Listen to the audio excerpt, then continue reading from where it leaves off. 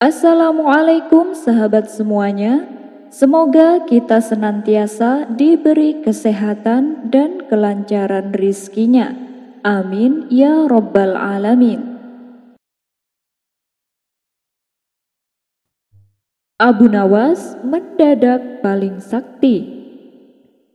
Suatu hari, Abu Nawas yang dikenal nyeleneh dan suka berbuat konyol diajak berbincang-bincang Baginda Raja di aula kerajaan.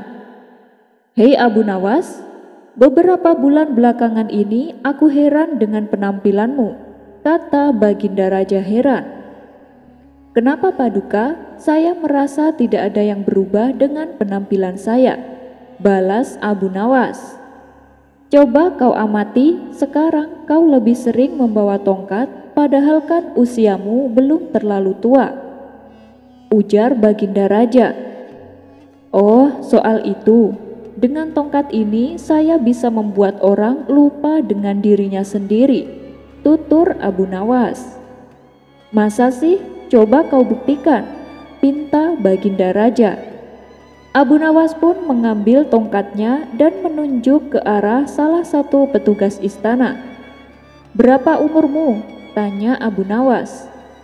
Petugas itu pun bingung dan tidak tahu harus menjawab apa.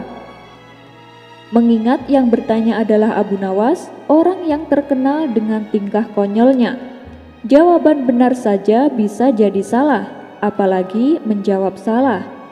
Akhirnya petugas istana tersebut memilih menjawab tidak tahu.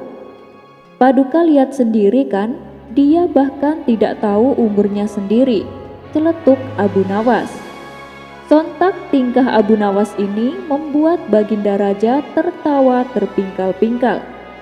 "Kau luar biasa Abu Nawas, adakah kehebatanmu selain itu?" goda Baginda Raja. Abu Nawas lalu membalas, "Mungkin bagi sebagian orang ketika jatuh sakit dia akan menjadi lemah tak berdaya.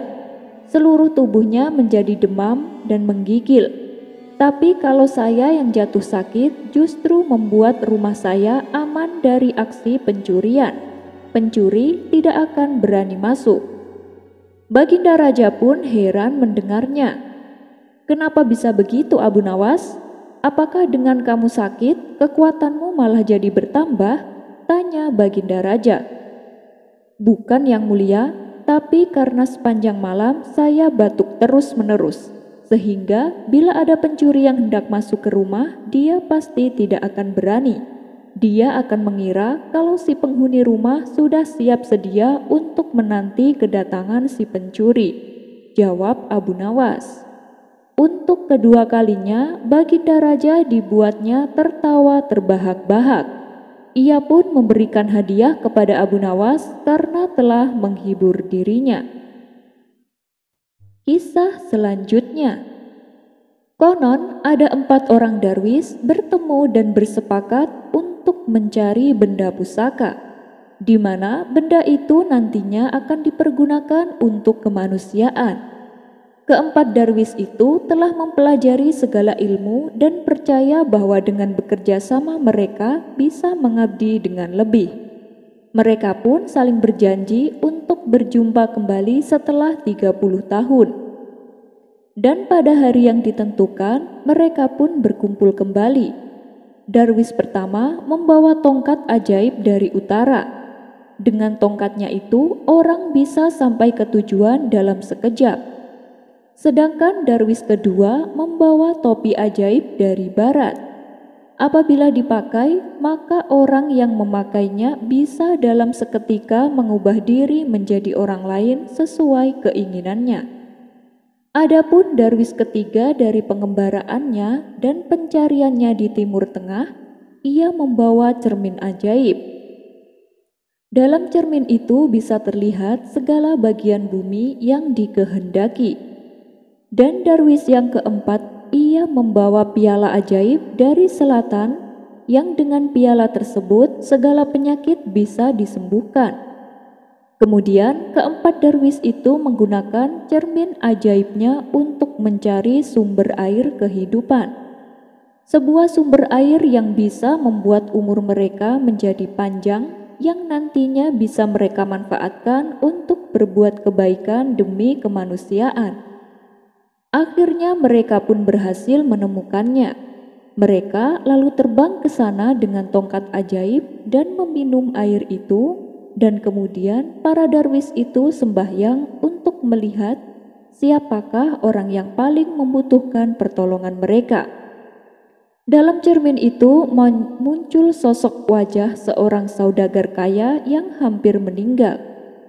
Keempat darwis itu segera mengayunkan tongkat ajaib dan terbang. Dalam sekejap, mata mereka sudah sampai di rumah saudagar tersebut. Saat hendak memasuki gerbang rumah, mereka dicegat oleh penjaga. "Siapa kalian?" tanya si penjaga. "Kami tabib kenamaan. Saya dengar majikanmu sedang sakit. Bolehkah kami masuk dan menyembuhkannya?" kata para darwis. Setelah dipersilakan masuk, para darwis ini diantar menuju kamar di mana saudagar kaya itu dirawat. Tapi ketika si saudagar menjumpai darwis, ia meronta-ronta dan mengusir mereka. Lalu salah satu pelayan memberitahu bahwa majikannya sangat membenci darwis, bahkan menganggapnya sebagai musuh. Mereka pun mengubah penampilannya. Jubah-jubahnya ditanggalkan dan menggantinya dengan baju biasa. Barulah si saudagar mau menerimanya. Kemudian dengan piala ajaibnya, mereka berhasil menyembuhkan penyakitnya. Si saudagar sangat gembira, dan karena ia kaya, ia menghadiahi para darwis sebuah rumah. Mereka pun tinggal di rumah itu, dan setiap hari mereka pergi ke tempat-tempat yang berbeda mempergunakan perlengkapan ajaibnya masing-masing untuk kebaikan umat manusia. Pada suatu hari, sang raja mendengar perihal keempat darwis sakti yang bisa menyembuhkan segala macam penyakit. Maka diutuslah beberapa prajurit istana untuk darwis yang membawa piala ajaib. Kala itu sang darwis sedang berjalan sendirian sehingga dengan mudah ditangkap. Setelah dibawa ke istana, darwis itu diantar menuju kamar permaisuri di mana sang permaisuri tengah berbaring lemas karena mengidap penyakit. "Wahai darwis, sembuhkanlah istriku," perintah sang raja. Sang darwis lalu memberikan obat melalui piala ajaibnya. Akan tetapi usahanya kali ini gagal. Sang permaisuri masih saja terbaring lemas.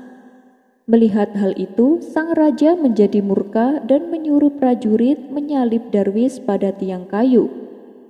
Darwis itu sudah meminta kesempatan kepada raja untuk berunding dengan kawan-kawannya. Tetapi sang raja sudah hilang kesabaran dan menganggapnya itu hanya siasat supaya bisa kabur. Sementara ketiga darwis lainnya baru menyadari bahwa salah satu kawannya telah hilang. Mereka lalu mencari tahu keberadaannya melalui cermin ajaib. Mengetahui kawannya dalam bahaya, mereka cepat-cepat terbang dengan tongkat ajaib. Mereka pun akhirnya berhasil menyelamatkannya tepat pada waktunya. Tetapi mereka tak dapat menolong permaisuri raja yang tengah menderita sakit sebab piala ajaibnya hilang entah kemana. Kemudian melalui cermin ajaib barulah diketahui bahwa piala ajaib tersebut telah dibuang oleh sang raja ke samudra yang paling dalam. Dan semenjak peristiwa sang permaisuri, keempat darwis tersebut memutuskan untuk menolong umat manusia secara diam-diam dan menampilkan kesan bahwa pertolongannya dengan benda ajaib seolah-olah menggunakan ramuan alami. Utamakan adab. Suatu ketika, ada dua anak muridnya Abu Nawas hendak pergi ke masjid untuk menunaikan sholat. Tidak lama berselang, datang seorang kakek tua yang akan menunaikan sholat juga. Seperti biasa, ketika akan mengambil air wudhu, masing-masing jamaah antri menunggu giliran. Tibalah giliran kakek tua mengambil air wudhu. Tapi cara berwudu kakek ini ternyata salah. Melihat kejadian ini, membuat kedua murid Abu Nawas ingin menegurnya. Tapi karena usia kakek tersebut lebih tua, mereka pun segan untuk melakukannya. Mereka khawatir tegurannya justru akan membuat si kakek tersinggung. Lebih-lebih malah akan membuat si kakek merasa terhina dan berbalik memarahi kedua murid Abu Nawas ini. Tapi dalam hati mereka terdorong keinginan untuk membetulkan cara wudhu si kakek. Namun mereka bingung dengan cara apa supaya si kakek tidak tersinggung. Saya punya ide, bagaimana kalau ini kita adukan kepada guru? Usul salah satu dari mereka. Wah, benar itu. Mungkin guru kita bisa tahu jalan keluarnya, jawab murid yang lain. Maka setelah selesai sholat berjamaah di masjid, kedua murid tersebut segera menghadap Abu Nawas di rumahnya. Wahai guru, tadi waktu kami di masjid, kami melihat seorang kakek wudhu. Tapi caranya salah guru. Sebenarnya kami ingin menegurnya guru, tapi kami takut ia akan tersinggung dan malah marah, kata mereka kepada Abu Nawas. Kalian sebenarnya sudah bagus bersikap seperti itu, karena adab harus di atas ilmu. Kalian lebih memilih diam untuk menghargai perasaan orang tua, meskipun yang dilakukannya adalah salah di mata kalian, balas Abu Nawas. Tapi guru, masa kami harus membiarkannya? Padahal cara wudhu kakek tersebut salah. Bukankah ilmu juga harus diajarkan? Tapi kami bingung caranya, wahai guru, kata mereka lagi. Benar, ilmu juga harus diajarkan, tapi harus dengan cara yang bijak, agar tidak membuat orang lain sakit hati, ujar Abu Nawas. Lalu untuk memberitahu kesalahan kakek tersebut, menurut guru caranya bagaimana? Tanya salah satu muridnya. Oh, itu sih gampang, jawab Abu Nawas sambil memberitahukan caranya. Setelah mendapatkan cara bijak dari sang guru, esok harinya kedua murid tersebut kembali berangkat ke masjid. Tak lama kemudian datanglah kakek yang tempo hari dilihatnya. Namun belum juga si kakek mengambil air wudhu, tiba-tiba ia melihat dua murid Abu Nawas bertengkar. Tentu saja ini adalah pura-pura, sebagaimana trik yang diajarkan Abu Nawas. Ada apa ini ribut-ribut? Tanya si kakek mendekat. Begini kek, saya minta pendapat kakek. Menurut kakek, di antara kami berdua siapakah yang paling benar? Kata salah satu dari mereka. Si kakek dengan senang hati bersedia. Kemudian, kedua murid Abu Nawas itu masing-masing memperagakan cara wudhunya di depan kakek tersebut. Tentu saja, kedua murid itu cara wudhunya benar semua. Setelah selesai, mereka pun bertanya, jadi menurut kakek, siapa yang paling benar di antara kami? Sang kakek hanya tersenyum seraya menjawab, kalian telah sama-sama memperagakan tata cara wudhu yang baik dan benar. Yang keliru adalah kakek bodoh ini. Ternyata selama ini justru kakek yang cara wudhunya salah. Dan begitulah salah satu contoh dakwah menegur seseorang tanpa harus menyinggung perasaannya. Abu Nawas 3 kali kerjai tabib palsu sampai kapok. Untung ratusan dinar. Suatu ketika di kota tempat tinggal Abu Nawas dihebohkan adanya tabib baru yang mengaku sakti. Dia sesumbar, bisa mengobati penyakit apa saja. Walhasil rumahnya didatangi ratusan pasien. Padahal tabib tersebut hanyalah seorang penipu. Ia menggunakan keahlian sulapnya untuk menipu warga. Hal inilah yang membuat warga makin percaya pada kesaktian palsu sang tabib palsu. Ada juga pasien yang tidak kunjung sembuh. Namun karena rayuan manis sang tabib palsu, ia selalu menuruti perkataannya agar kembali berobat. Sampai pada suatu ketika, Abu Nawas jatuh sakit yang tidak kunjung sembuh.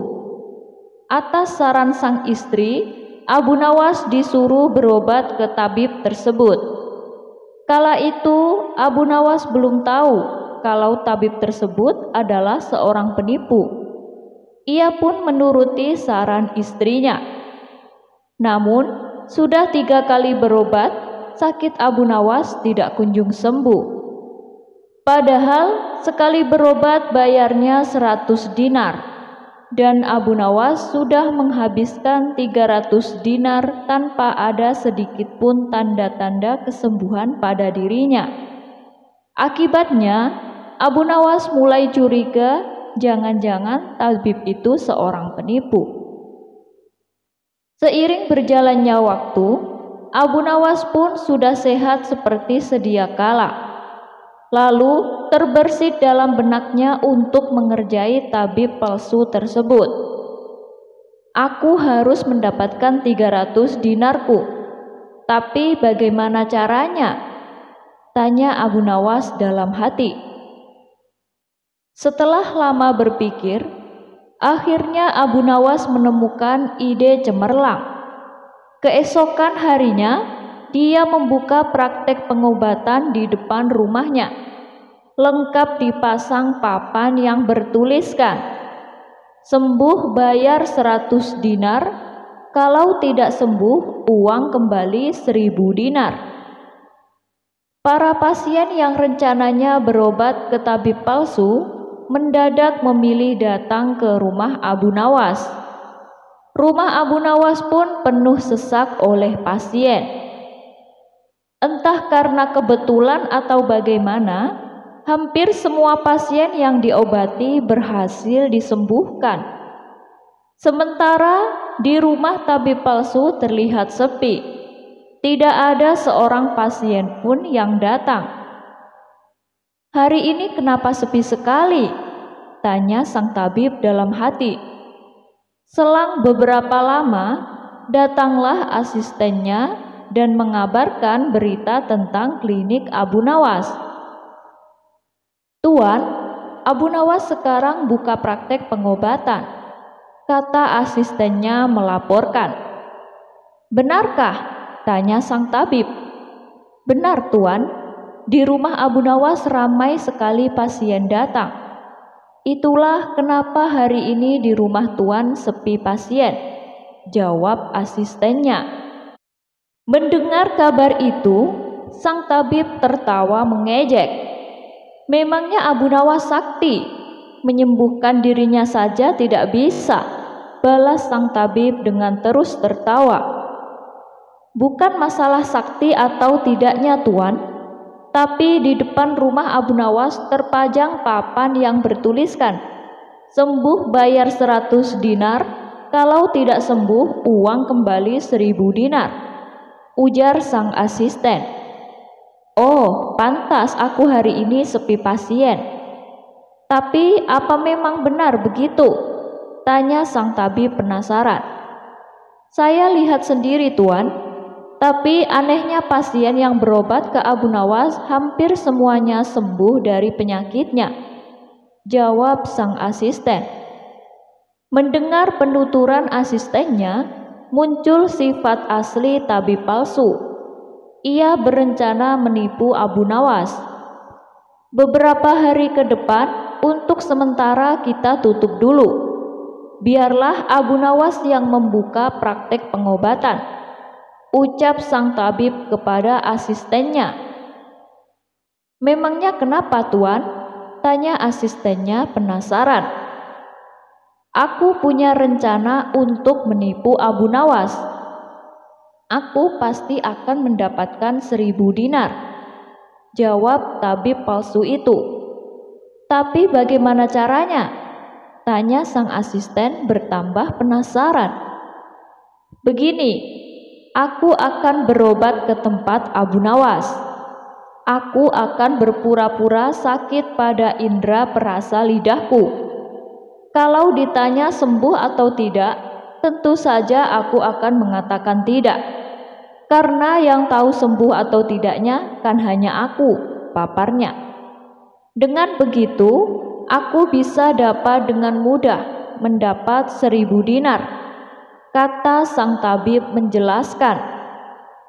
Singkat cerita, datanglah tabib palsu itu ke rumah Abu Nawas.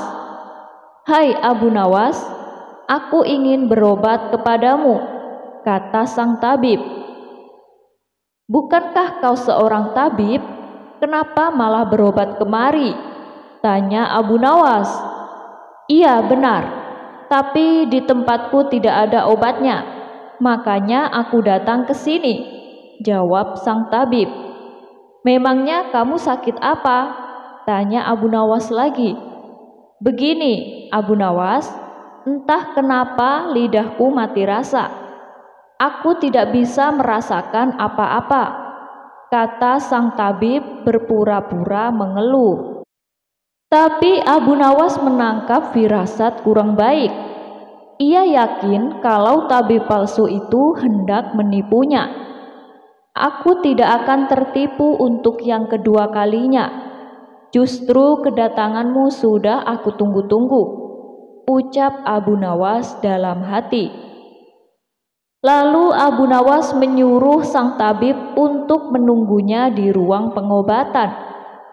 Abu Nawas segera memeras buah jeruk yang sangat asam dan menuangnya ke dalam gelas.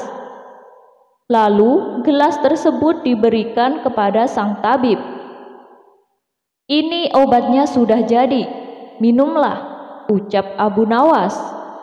Ketika sang tabib meminumnya, mukanya mendadak berkerut menahan rasa kecut. Kamu menipuku ya? Ini bukan obat, tapi air jeruk yang sangat kecut, kata tabib itu emosi. Alhamdulillah, berarti lidahmu sudah tidak lagi mati rasa. Sekarang bayar ongkos berobatnya, pinta Abu Nawas. Waduh, aku keceplosan. Gagal rencanaku, pikir sang tabib palsu. Ia pun terpaksa memberikan uang 100 dinar kepada Abu Nawas.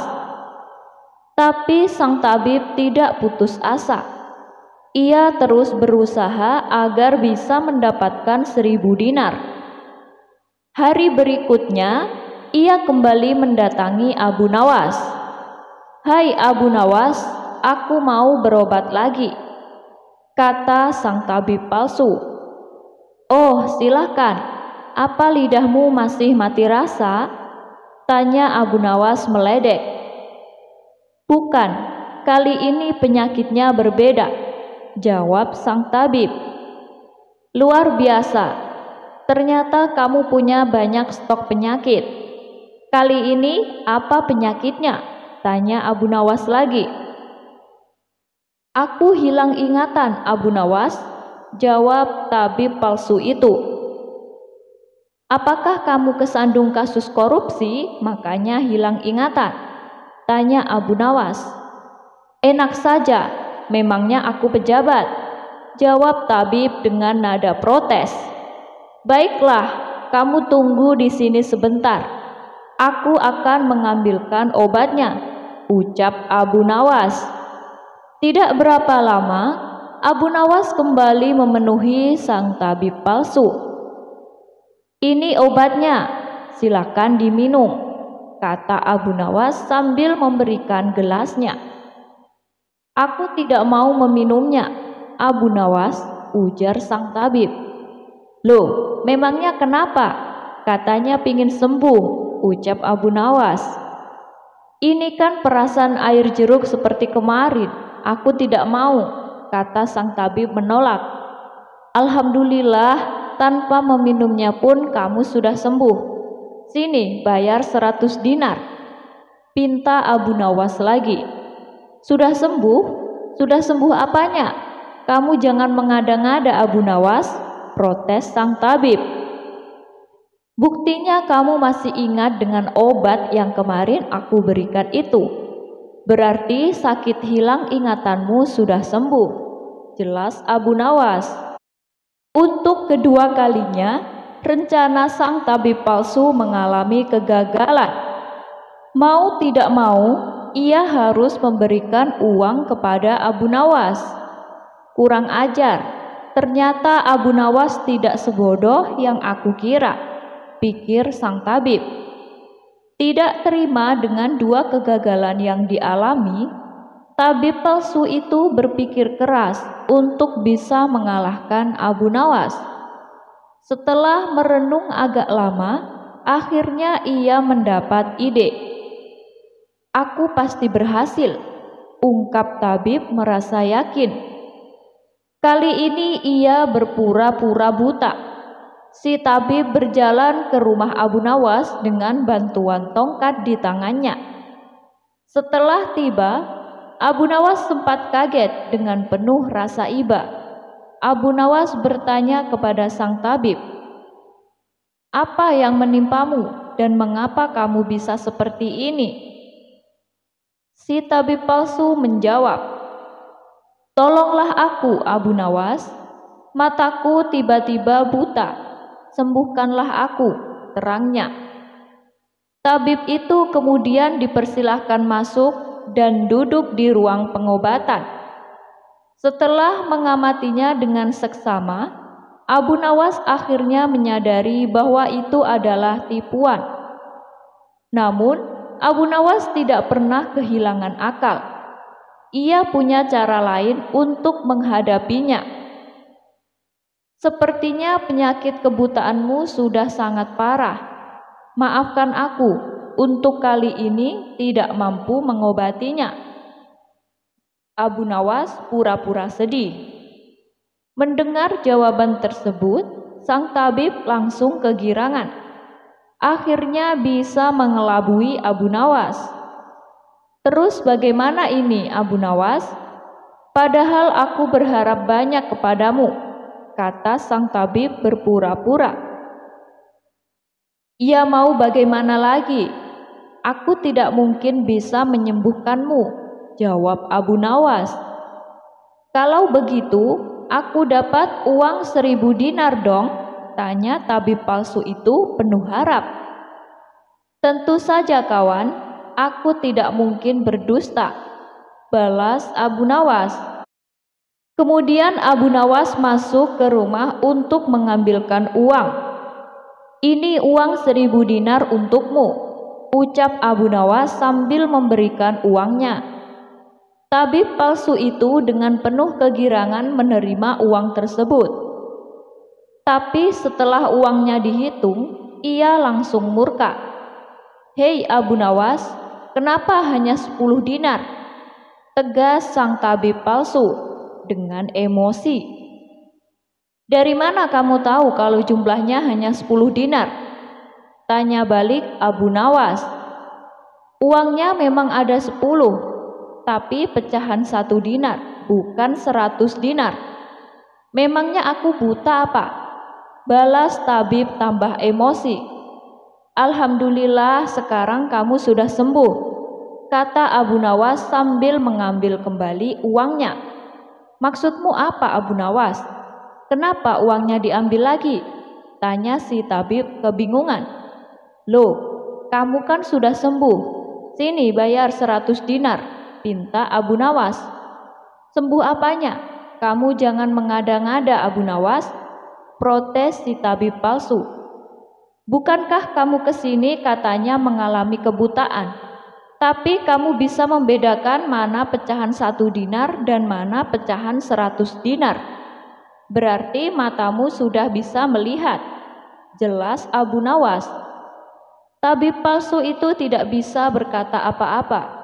Ia pun terpaksa memberikan uang 100 dinar kepada Abu Nawas dan pergi dengan perasaan kecewa. "Aku kapok berurusan dengan Abu Nawas," ucap si tabib palsu. Sementara Abu Nawas berhasil mendapat kembali 300 dinarnya yang pernah diberikan kepada sang tabib palsu sewaktu sakit berobat.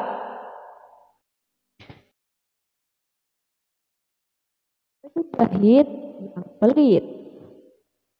Ada sebuah kota di sudut kota Baghdad. Ada seorang penjahit yang sangat profesional. Dia biasa membuat pakaian dengan kualitas tinggi yang sangat bagus dan indah. Penjahit ini menjual hasil jahitannya kepada orang-orang kaya di Baghdad dengan harga yang mahal. Wajar bila pihak istana sering menggunakan jasanya, tentunya dengan bayaran yang tinggi. Dari hasil usahanya inilah, penjahit kini menjadi orang kaya. Dan suatu hari, seorang pria miskin dari desa datang kepadanya dan berkata, "Tuan, Anda ini kan menghasilkan banyak uang dari pekerjaan Anda. Lalu, mengapa Anda tidak membantu orang-orang miskin di desa? Lihatlah, si penjual daging di desa yang tak punya banyak uang, tetapi tiap hari ia membagikan daging kepada orang miskin. Dan lihatlah juga penjual sayur. Meskipun dia bukan orang kaya, tapi tiap hari dia bersedekah membagikan dagangannya kepada fakir miskin." Mendengar ucapan tersebut, si penjahit tidak menanggapi dan hanya tersenyum. Bahkan ketika pria miskin itu berpamitan, si penjahit tak memberinya uang sepeser pun untuk bekal perjalanan pulang. Hal inilah yang membuat si pria miskin bertambah menjadi benci. Ia kemudian mengabarkan kepada masyarakat bahwa penjahit yang kaya raya mempunyai sifat bakhil dan pelit, sehingga penduduk desa mulai ikut-ikutan membencinya. Beberapa bulan setelah kejadian itu, si penjahit pun jatuh sakit. Akan tetapi, tak ada satupun dari penduduk desa yang peduli dan membantunya. Mereka justru mencemooh dan mengolok-oloknya. Akhirnya beberapa hari kemudian, si penjahit pun meninggal dunia. Dan prosesi pemakamannya hanya dihadiri segelintir orang, yaitu kerabatnya sendiri.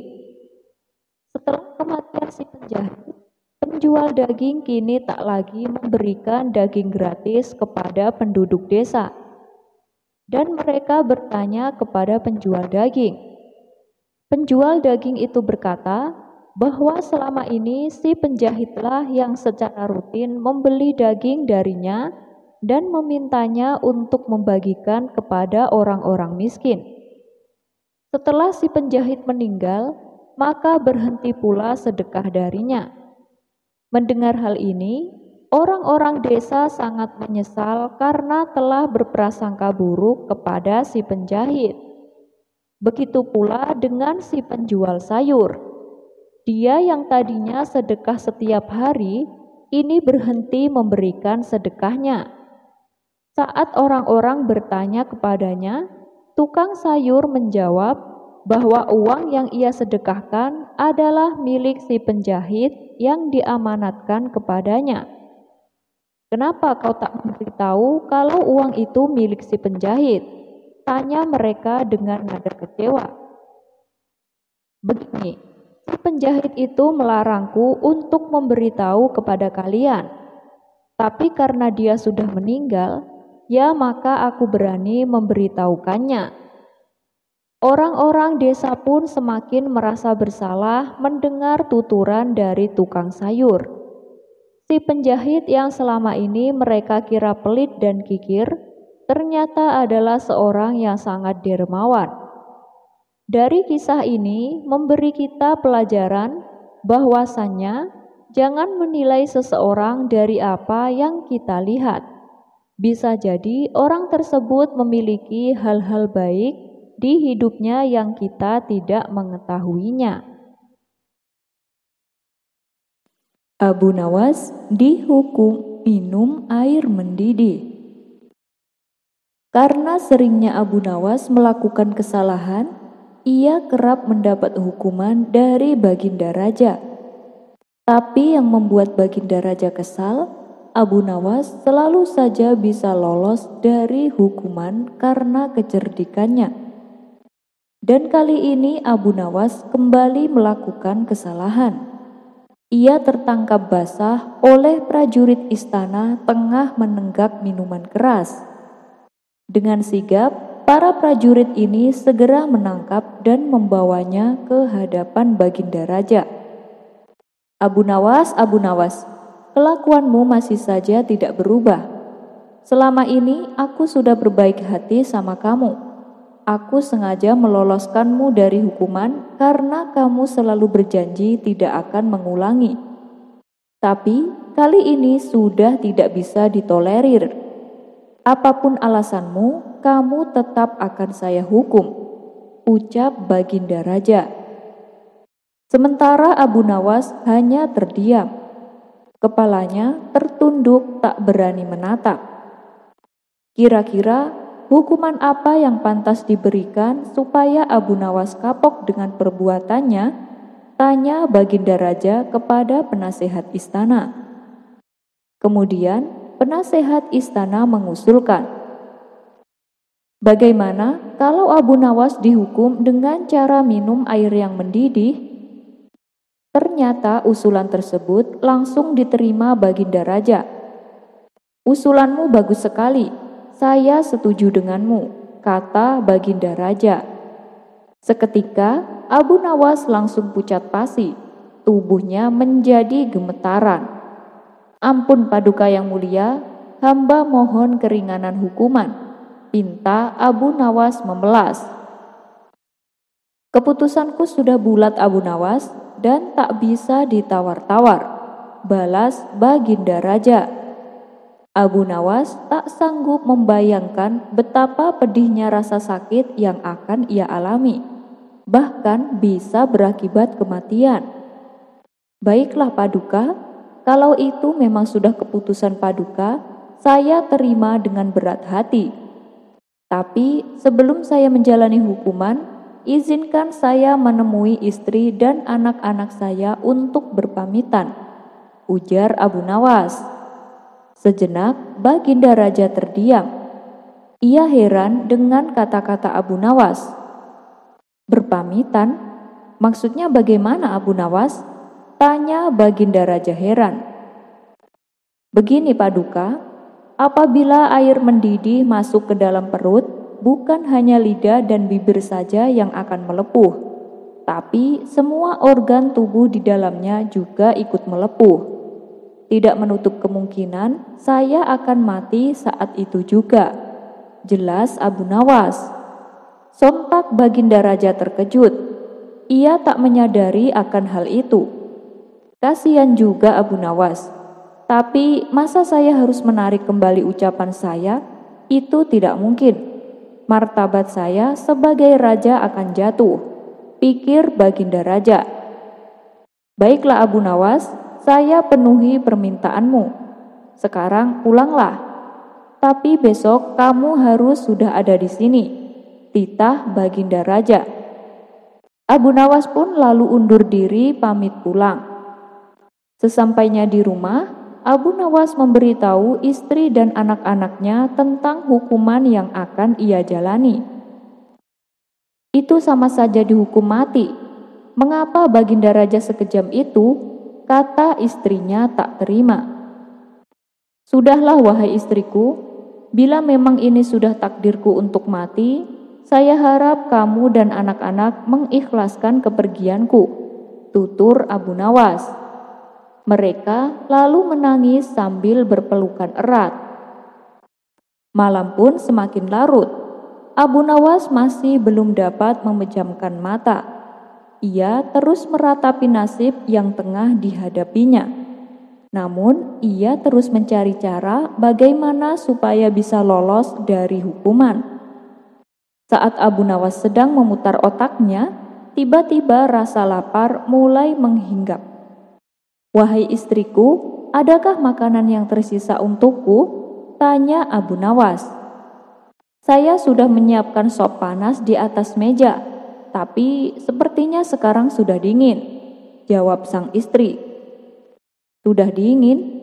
Memangnya kapan kamu membuat sopnya? Tanya Abu Nawas kembali. Tadi, sewaktu habis Isya. Ini kan sudah tengah malam, jadi wajar kalau sopnya sudah dingin, kata sang istri menjelaskan. Mendengar itu, terbesitlah di otak Abu Nawas akan ide yang cemerlang. Tapi Abu Nawas sengaja tidak memberitahu istrinya, sebab ia tidak ingin rencananya menjadi berantakan. Setelah menjelang pagi hari, Abu Nawas mengumpulkan para tetangganya. Ia memberitahu mereka bahwa dirinya hari itu akan dihukum mati, dan ia meminta agar para tetangganya ini ikut bersamanya ke istana. Berita mengejutkan ini tentu saja membuat mereka kaget. Ia tak menyangka Baginda Raja bisa setega itu. Abu Nawas, kamu kan dekat dengan Baginda Raja. Kenapa tidak minta ampunan darinya? Tanya mereka. Biarlah, nasi sudah menjadi bubur. Baginda Raja juga tidak akan mencabut ucapannya, terang Abu Nawas. Maka berangkatlah Abu Nawas ke istana dengan didampingi keluarga dan para tetangga. Melihat kedatangan Abu Nawas bersama orang banyak, Baginda Raja pun bertanya, "Hei Abu Nawas, kenapa kau bawa orang banyak sekali? Apakah hendak melawanku?" Dengan ekspresi wajah sedih, Abu Nawas menjawab, "Ampun Paduka, Paduka jangan salah paham. Mereka semua adalah tetangga saya Paduka. Mereka ingin melepas kepergian saya." Baginda Raja pun tidak keberatan akan hal itu. "Baiklah Abu Nawas, apakah kau siap menjalani hukuman?" Tanya Baginda Raja. "Saya siap Paduka, silakan bawa kemari air mendidihnya," balas Abu Nawas. Lalu beberapa prajurit istana membawakan bejana yang berisi air mendidih ke hadapan Abu Nawas. "Sekarang kamu minum air mendidih itu Abu Nawas," titah Baginda Raja. "Siap Paduka yang mulia, tapi sebelumnya izinkan saya meminta maaf dan berpamitan kepada keluarga saya dan para tetangga," pinta Abu Nawas. "Oh, silakan saja Abu Nawas," ucap Baginda Raja. Kemudian Abu Nawas menghampiri istri dan anak-anaknya. Suara tangis istri dan anak-anak Abu Nawas pun pecah. Orang-orang yang hadir pun ikut bersedih. Tak terasa air mata Baginda Raja juga ikut menetes. Sebenarnya Baginda Raja tidak tega, tapi ia tak mungkin membatalkan hukuman. Sang istri begitu erat memeluk Abu Nawas seakan-akan tidak ingin berpisah. Lalu Abu Nawas menghampiri satu persatu tetangganya. Ia menyampaikan permintaan maaf dan berpamitan. Karena banyaknya tetangga yang ikut hadir, tentu saja memakan waktu yang cukup lama. Hingga tak terasa air mendidih yang ada di dalam bejana menjadi dingin.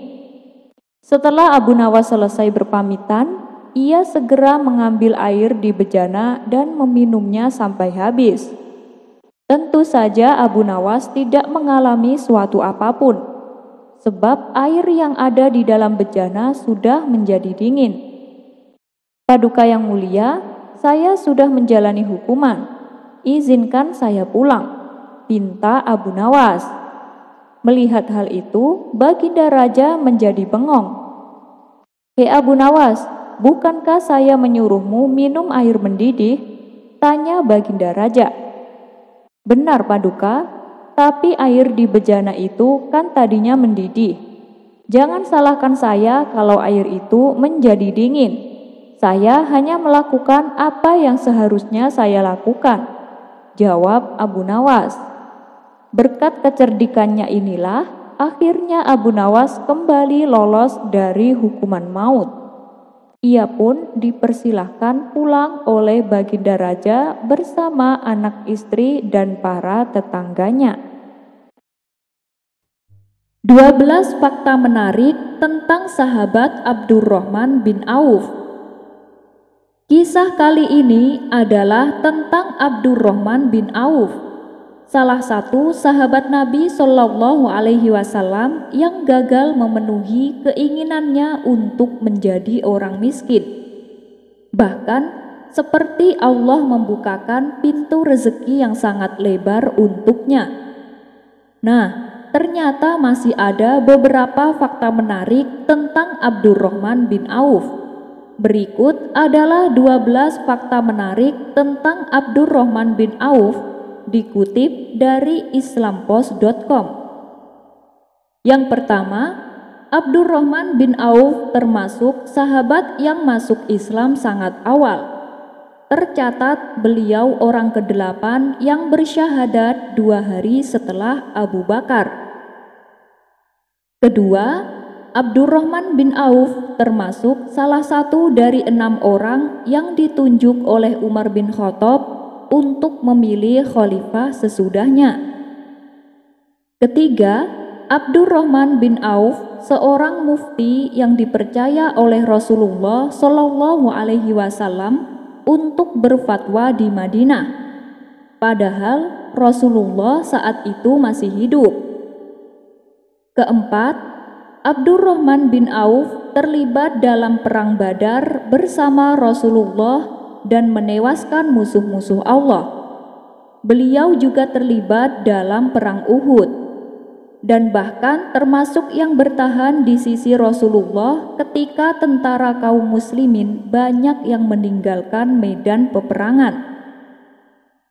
Dari peperangan ini ada 9 luka parah di tubuhnya dan 20 luka kecil yang diantaranya ada yang sedalam anak jari. Perang ini juga menyebabkan luka di kakinya, sehingga Abdurrahman bin Auf harus berjalan dengan pincang dan juga merontokkan sebagian giginya sehingga beliau berbicara dengan cadel. Kelima, suatu saat ketika Rasulullah Shallallahu Alaihi Wasallam berpidato menyemangati kaum muslim untuk berinfak di jalan Allah, Abdurrahman bin Auf menyumbang separuh hartanya yang senilai 2.000 dinar atau sekitar 3,7 miliar nilai uang saat ini. Sebagai catatan, saat itu beliau belum termasuk orang kaya dan hanya mempunyai harta sebanyak 4.000 dinar.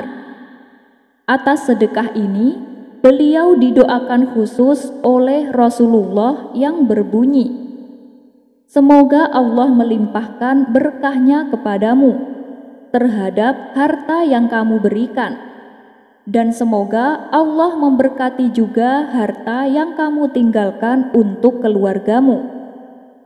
Doa ini kemudian benar-benar terbukti dengan kesuksesan demi kesuksesan Abdurrahman bin Auf berikutnya.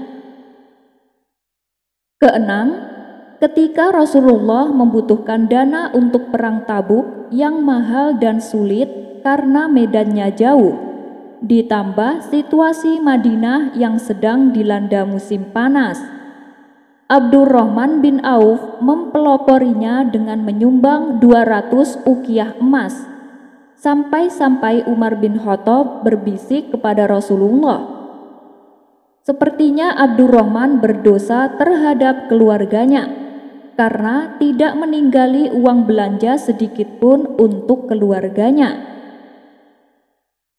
Ketujuh, setelah Rasulullah Shallallahu Alaihi Wasallam wafat, Abdurrahman bin Auf bertugas menjaga kesejahteraan dan keselamatan ummahatul mukminin, yaitu para istri Rasulullah. Kedelapan, Abdurrahman bin Auf pernah menyumbangkan seluruh barang yang dibawa oleh kafilah perdagangannya kepada penduduk Madinah. Padahal seluruh kafilah ini membawa barang dagangan yang diangkut oleh 700 unta yang memenuhi jalan-jalan kota Madinah.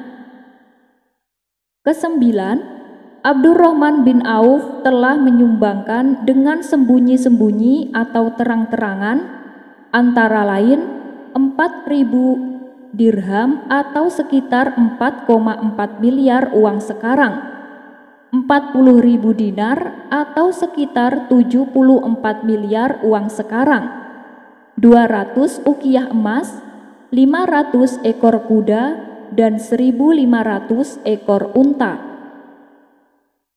Kesepuluh, Abdurrahman bin Auf juga menyantuni para veteran perang Badar yang masih hidup dengan santunan sebesar 400 dinar atau sekitar 740 juta per orang untuk veteran yang jumlahnya tidak kurang dari 100 orang.